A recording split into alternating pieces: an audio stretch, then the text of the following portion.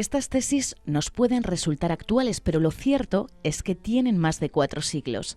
Pertenecen al pensamiento de un dominico burgalés, Francisco de Vitoria, reflexiones que hizo en la época de la conquista de América y que se anticipan a nuestra legislación internacional.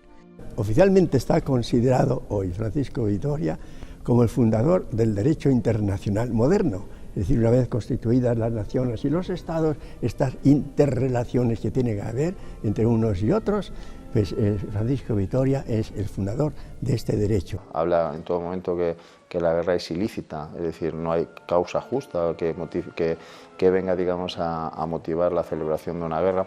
Habla de la limitación del poder terrenal del soberano. Lo que establece en aquel momento, en que no estaba nada claro, es que las personas sean de un país o de otro, tengan un rango social u otro, sean conquistados o sean conquistadores, tienen todas una dignidad ética y tienen unos derechos que hay que conservar, que hay que respetar y que están por encima de los caprichos de quien tiene más poder en ese momento. Este dominico defendió tanto los derechos de los habitantes del Nuevo Mundo que se llegó a oponer incluso a los privilegios concedidos a los reyes católicos. Diciendo, pues si aquellos eran auténticamente propietarios de sus bienes y de sus tierras y tenían señores naturales que dominaban aquellos territorios, ¿cómo vas a decir que los has descubierto, y si ellos pueden decir también lo mismo a los castellanos y a los españoles, los hemos descubierto? Y rechazó la supremacía del propio Papa. Uno de los criterios que establece Francisco de Vitoria es que el poder eclesiástico, el poder del Papa, el poder de Roma, no está sobre el poder civil. Solo su autoridad es religiosa, pero su autoridad no es política, no es una autoridad civil. Habla en aquel momento, que luego dice posteriormente, la Revolución Francesa. Uno de los principios básicos de la Revolución Francesa es que dice que la soberanía reside en el pueblo, y eso se ha hecho eco, lógicamente, en todas las constituciones modernas actuales, y habla en aquel entonces estamos hablando del siglo XVI, de que efectivamente la soberanía reside en la nación, es decir, no reside en un exclusivo soberano. Su ética y moral aplicada al mundo que le tocó vivir inspiraron la Carta de los Derechos Humanos, sobre la que se apoyan hoy las Naciones Unidas.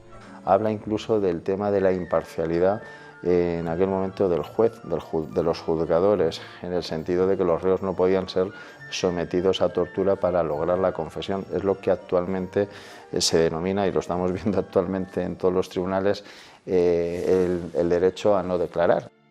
Francisco de Vitoria no solo gestó el derecho internacional, también introdujo ciertos avances en la economía de su época que inspirarían la Escuela de Salamanca, el origen de la ciencia económica moderna.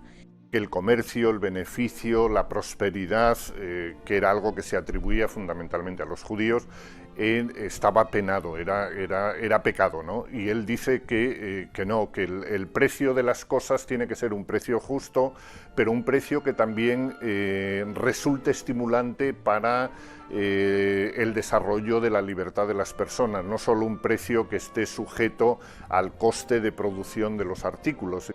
Y ya en el siglo XVI dio con las claves que originaron la Unión Europea.